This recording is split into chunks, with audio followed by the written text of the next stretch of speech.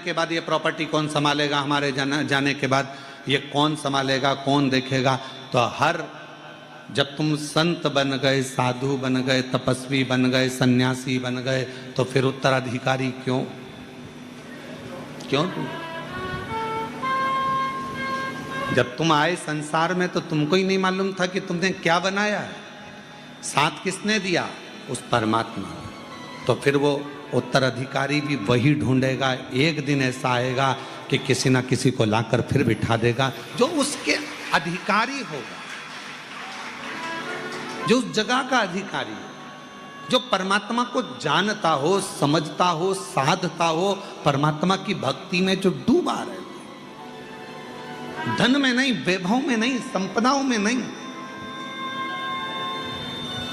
जो परमात्मा की भक्ति में डूबा।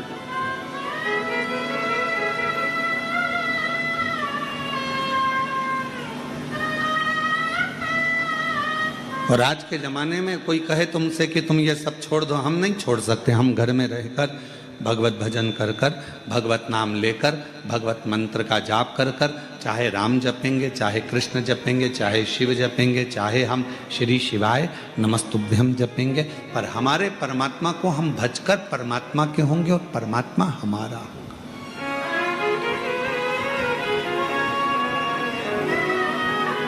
हम परमात्मा। और भोलेनाथ दया करना, मैं तेरे भरोसे हूँ, मेरे बाबा दया करना, मैं तेरे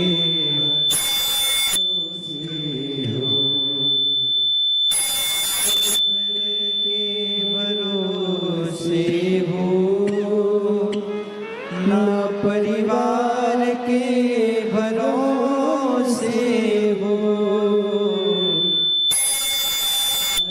के भरोसे हो, ना परिवार के भरोसे हो, मेरे बाबा दया करना, मेरे बाबा दया करना, मैं तेरे भरोसे हूँ। हम उसके आश्रित होकर, उसको अपना बनाकर, अपन उसके होकर अपने जीवन को सार्थक बनाएंगे। भगवान को साथ अपनी मानव की देह, अपना मानव का शरीर, अपना मनुष्य की देह श्रेष्ठ बनाए, मानव का शरीर श्रेष्ठ जो मिला है। बड़ी मुश्किल से तो हो सकता है कि हमें भेजा उसने अपने भजन के लिए और हम लग गए अपने काम में।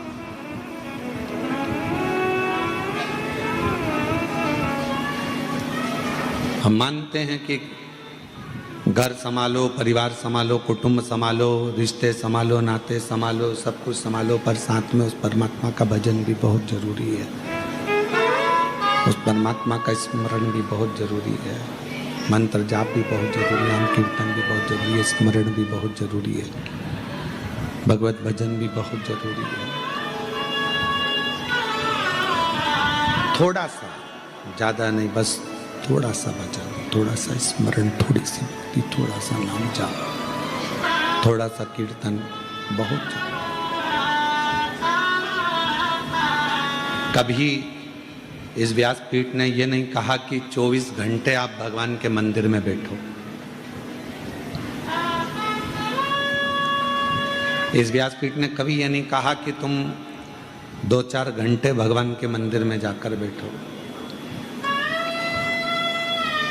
इस व्यासपीठ ने केवल इतना कहा कि 1 लोटा जल सारी समस्या का हल। लोटे में जब तक जल रहे उतनी देर मंदिर में रहो और वापस निकल लो। बहुत है। झाड़ू लगाया, पोछा लगाया, हाथ धोए, बाबा को जल चढ़ाया, पूजन करी, उतनी देर बाद फिर अपने घर की और अपने गंतव्य की ओर, अपनी ओर, अपने घर की ओर चल दो। फिर अपने को नहीं रखना, फिर अपने को नहीं रखना। इतनी देर बस भगवान की भक्ति मंदिर में रहिए, बाकी के समय पर अपने अपने घरों में चल दीजिए। चल दो फिर अपन। ये व्यासपीठ कभी नहीं बोली शंभो शंभो, ये व्यासपीठ कभी नहीं बोली कि आप 2 घंटा 4 घंटा 6 घंटा 8 घंटा 10 घंटा मंदिर में दो। आप तो उतना दो जितना आपका दिल करे, बहुत है।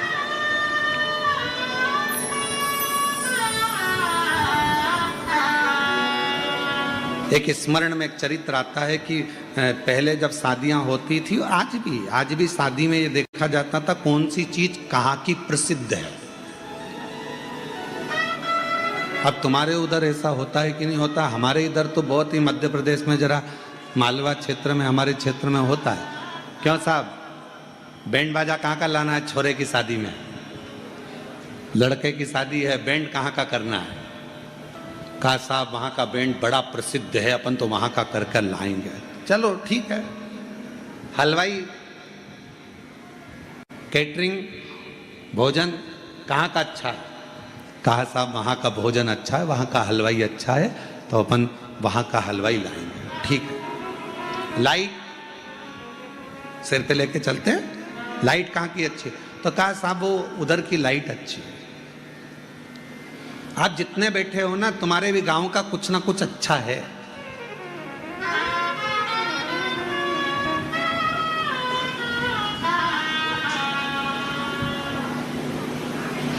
साहब छोरे की शादी करना है, फिर तो क्या साहब छोरे के लिए कपड़े? तो कहा वो वहां पर बहुत अच्छे कपड़े बनते हैं, बहुत जोरदार दर्जी है और दूल्हे के कपड़े अच्छे बनाता है। ठीक है। फिर कहा घोड़ी जिस पे दूल्हा बैठेगा, घोड़ी वो कहाँ की अच्छी है? तो कहा साहब वहाँ की घोड़ी जोरदार है, बहुत जोरदार घोड़ी है, एकदम बढ़िया नाचे कूदे और अच्छी चले। बस तो फिर अब घोड़ी वहाँ की करो। बैंड वाले के यहाँ गए, बैंड बुक कर लिया। लाइट वाले के यहाँ गए, लाइट बुक कर ली। हलवाई के यहाँ गए, हलवाई बुक कर लिया। कैटरिंग वाले के यहाँ गए, कैटरिंग की व्यवस्था बुक कर ली। कपड़े वाले के यहाँ गए, बोलो कपड़े बुक कर लिए। अब पहुंचे घोड़ी वाले के। हमने सुना है तुम्हारी घोड़ी बहुत जोरदार है। हाँ साहब, सब जगह प्रसिद्ध है। तो हमारे लड़के की शादी है, तो हमको तुम्हारी घोड़ी चाहिए। दे दूंगा, मना नहीं है, दे दूंगा। पर पहले मुझे बताओ कि लड़का कैसा है? तो उन्होंने कहा हम घोड़ी लेने आए कि छोरी लेने आए? हम तो यहाँ घोड़ी लेने आए, तुम पहले बताओ लड़का कैसा है? तो उन्होंने कहा अच्छा जोरदार है। फोटो दिखा दिया उन्होंने मोबाइल में, कहने लगे साहब जी लड़के का फोटो है नहीं जोरदार बढ़िया? कहने लगे हाँ साहब बहुत जोरदार। तो कहा कि अब घोड़ी? तो कहा घोड़ी तो मैं दे दूंगा, घोड़ी तुम्हारी बुक भी कर लूंगा, पर दिक्कत एक है, लड़के का इसलिए पूछ रहा हूं कि घोड़ी मेरी 3 बार बहुत उचकती है, पूरी शादी में 3 बार उचकेगी। अगर लड़का समझदार होगा तो घोड़ी को पकड़ के रखेगा, संभाल के रखेगा, वरना वो घोड़ी इसके हाथ पैर तोड़ देगी। पूरा शरीर उस घोड़ी बेकार कर देगी, अभी याद रख लेना। तो दूसरे ने कहा नहीं साहब मेरे लड़के की शादी में तो ऐसी घोड़ी नहीं करूं जो हाथ पैर तोड़ दे। फिर दूसरे ने कहा अरे अपना अपना गांव में 4 चांद लगेगा, ऐसी घोड़ी आएगी। तो कहा ठीक है, तो तुम्हारी घोड़ी बुक। कितना में? तो के 50,000 रुपये में घोड़ी बुक करी। ठीक है। अब उसने जाते जाते कह दिया अपने लड़के को समझा देना घोड़ी 3 बार उचकेगी। संभल गया तो हाथ पैर नहीं टूटेगा, संभल गया तो शरीर बेकार नहीं होगा, वरना फिर वो पलंग पे पड़ा रहेगा। अब लड़के का बाप सबसे पहले घर गया और घर पे जाकर अपने लड़के को बुलाया, बेटा हम तेरा सूट पसंद करिया है, बैंड पसंद करिया है, कैटरिंग, हलवाई, भोजन, कार्यमंगल सब पसंद कर लिया, पर बेटा घोड़ी पसंद करी, पर वो घोड़ी 3 बार उचकेगी। लड़का बोला, पिताजी काहे चिंता करते हो, मैं हूं तो सरी, संभाल लूंगा।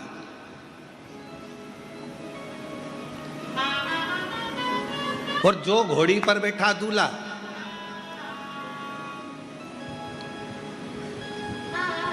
अब ये इंतजार कर रहा था कि कब उचके, और घोड़ी भी समझदार थी, हर कहीं थोड़ी ना उचक जाऊंगी। घोड़ी ने देखा कोई ने कुर्सी लगाई, दूल्हे को माला पहनाने के लिए खड़ा हुआ, इतनी देर में घोड़ी उचक गई। जो उचकी तो इसको मालूम था उचकी है, तो पकड़ लिया चमक, पर वो कुर्सी वाला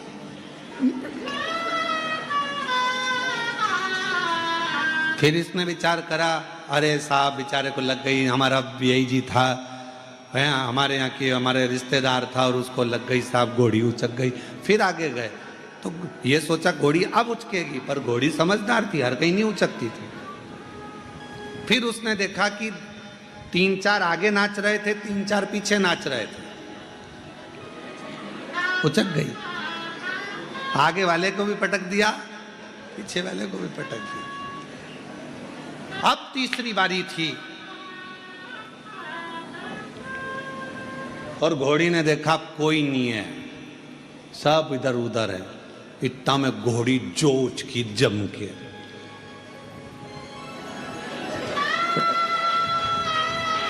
पटका तो पटका, जो पांव में थे लगे हुए, जिस पे पांव रखकर बैठा था दूल्हा, वो में पांव फंस गया और घोड़ी आगे और दूल्हा ओंधा बड़ा, सब दूर से घिसा पिटा, शरीर पूरा, हाथ पैर सब टूट गए। शादी होने वाली थी, घर में पट्टा पट्टी बांध के पूरा पड़ा हुआ था। घोड़ी तो ये शादी की घोड़ी की कथा नहीं है, ये अपनी कथा है। बचपन, जवानी और अधेड़ी उचकेगी,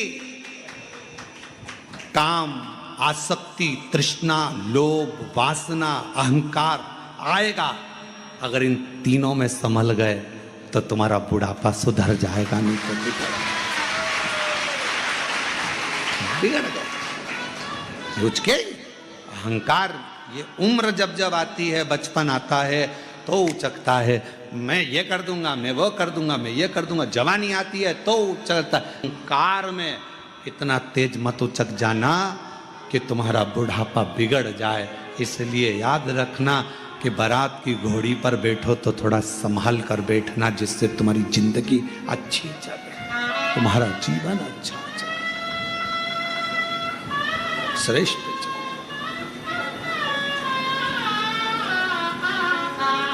हम भटक रहे हैं। अगर कथा में आने के बाद भी हमारा मन उचक जाए, भगवान की शरणागति में पहुंचने के बाद भी हमारा मन उचक जाए,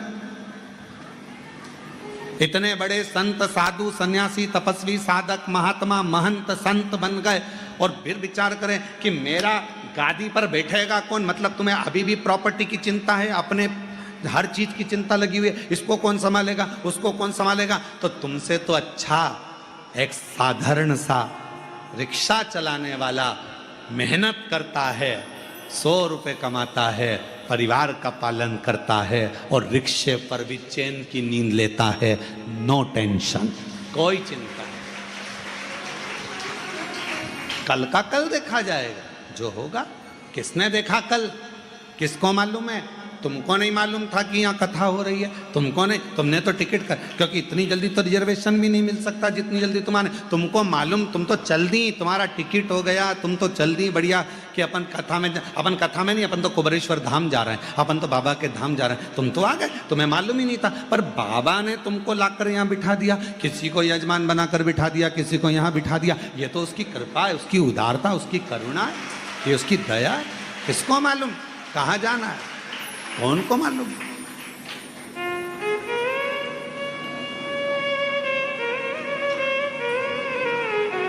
हम अहंकार में, काम में, आसक्ति में, लोभ में, तृष्णा में, वासना में, हर एक में हम बहुत उचके, बहुत उचके। पर संभलना आपको और हमको है, साधना आपको और हमको है।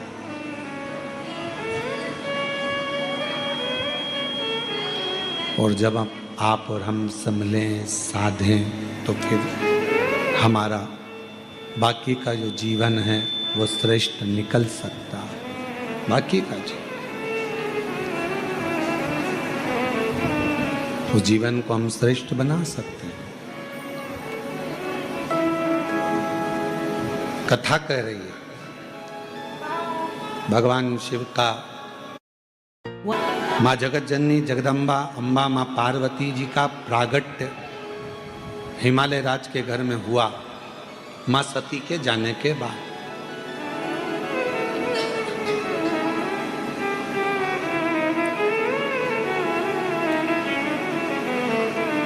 सती माँ चली गई, शरीर छूट गया, और शरीर छूटने के बाद माँ सती पहले तो एक कोयल का जन्म लेती हैं, फिर एक माँ पार्वती का जन्म लेती हैं।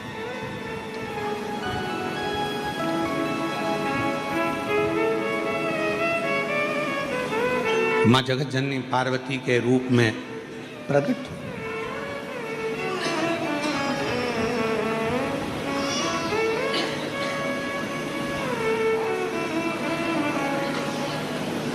एक व्यक्ति ने एक प्रश्न किया कि गुरुजी,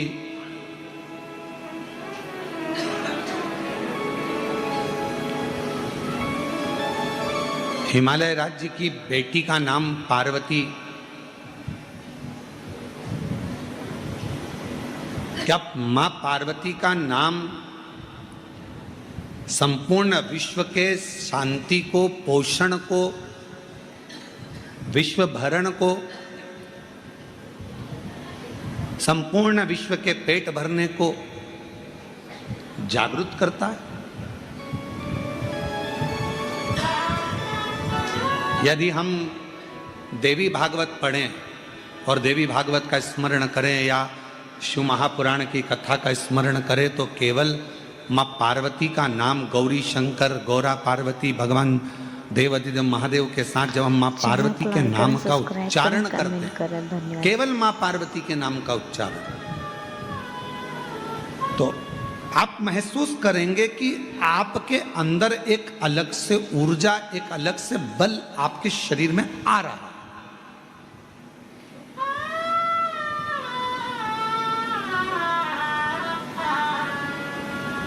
कभी कभी डॉक्टर साहब ग्लूकोज की बोतल चढ़ा देते हैं। बोलो चढ़ाते कि नहीं चढ़ाते? अरे बोलो तो जम के। डॉक्टर साहब बोतल चढ़ाते हैं तो लोग पूछते हैं क्यों साहब हम खाएं क्या? तो फिर थोड़ी देर बाद किसी ने कहा क्यों साहब ये मरीज को हम क्या खाने को दें? तो फिर डॉक्टर ने कहा देखो प्राण मत खाओ, चुप रहो, शांति रखो। बोतल चढ़ रही है ना, इसमें सब है।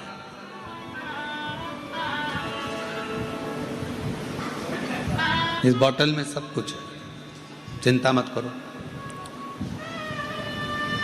फिर कोई मिलने आया,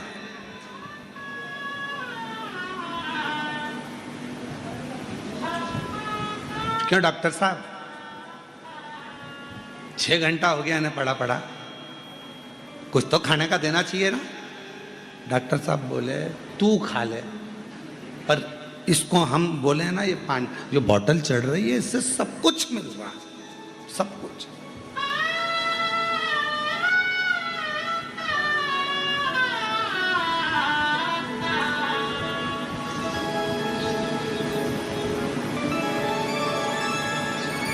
फिर एक व्यक्ति आया, समझदार था, पढ़ा लिखा था, अच्छा था। उसने देखा साहब तुम्हारे शरीर में जब से ये तुम घर से चले थे जब बहुत बीमार दिख रहे थे, पर ये बोतल लगने के बाद तुम्हारा शरीर में एनर्जी दिख रही है, बल दिख रहा। दूसरे ने कहा इसने तो कुछ खाया ही नहीं है और तुम कह रहे हो कि इसके शरीर में एनर्जी दिख रही है, बल दिख रहा है।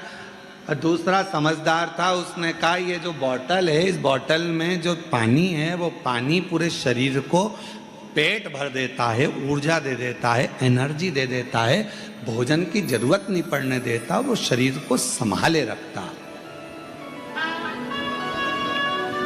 कमजोरी दूर कर देता। और यही है भगवान शंकर ने देखा जब पूरा विश्व भूख से बिलख रहा था, अन्न नहीं था, पूरी पृथ्वी के अन्न को पृथ्वी ने अंदर समाहित कर लिया था। समाहित।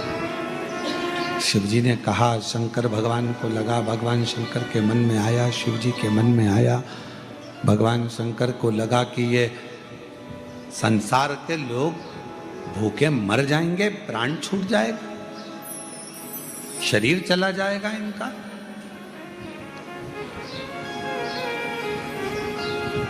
कौन इनको जपेगा, क्या होगा?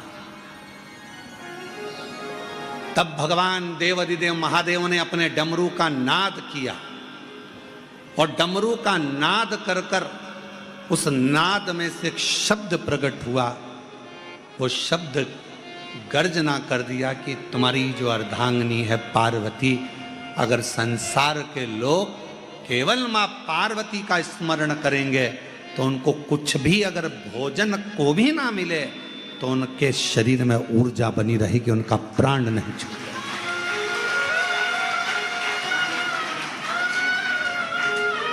मां पार्वती स्वयं अन्नपूर्णे सदा पूर्णे शंकर प्राणवल्लभ। भगवान शिव की प्रियता, आनंदता, भगवान शंकर की प्रसन्नता, भगवान शिव की एक आनंदता।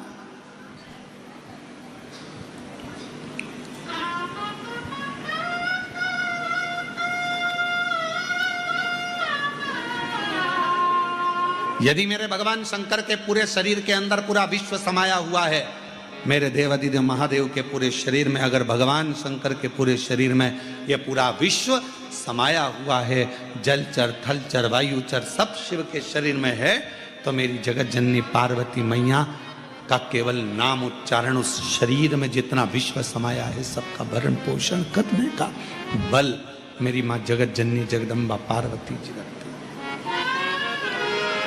पार्वती का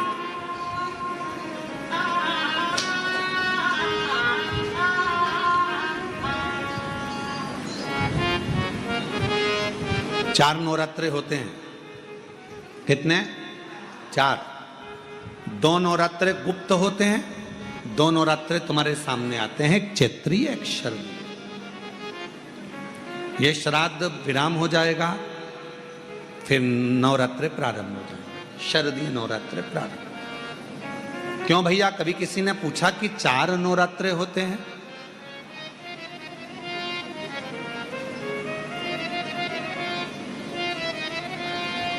अब जब 4 नवरात्रे होते हैं तो क्या पितृपक्ष एक ही होगा? जम के बोलो जरा। पितृपक्ष भी 4 ही बार आता। हम उसको 3 बार जान नहीं पाते, पर चौथे बार में हम शरदी आने से पहले उसका स्मरण करते, हम उसका स्मरण करते। हमारी जवानी, हमारी अधेड़ी और हमारा बुढ़ापा, 4 अवस्था में यह नवरात्रे की जो साधना होती है, नवरात्रे में जो आराधना होती है, जो नवरात्रे में माँ आद्य शक्ति दुर्गा भवानी माँ पार्वती की पूजन होती है, माँ गोरा के रूप में, चंद्रघंटा के रूप में, स्कंद के रूप में, कुष्मांडा के रूप में, माँ कात्यायनी के रूप में, माँ कालरात्रि के रूप में, जब हम माँ आद्य शक्ति की आराधना करते हैं